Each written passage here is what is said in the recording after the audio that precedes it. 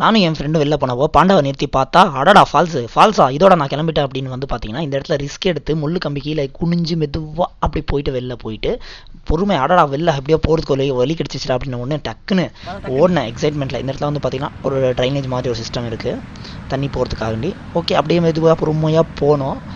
கிட்ட வந்த உடனே ஒரு மனசுக்குள்ள ஒரு எக்ஸைட்மெண்ட். ஸோ சல்லுன்னு பார்த்தீங்கன்னா சல்லுன்னு ஓட ஆரம்பிச்சிட்டேன். ஓகே கிட்ட போயிடலாம் ஃபஸ்ட்டு பார்க்கணும் அப்படின்றதுக்காக. அந்த மாதிரி நீங்களும் நினச்சி போயிட்டீங்கன்னா கொஞ்சம் ரிஸ்க் இருக்குது. இந்த இடத்துல வந்து பார்த்தீங்கன்னா சேரு இந்த மாதிரி வலிக்கி விட்டுரும். கொஞ்சம் பார்த்து போகணும் பொறுமையாக.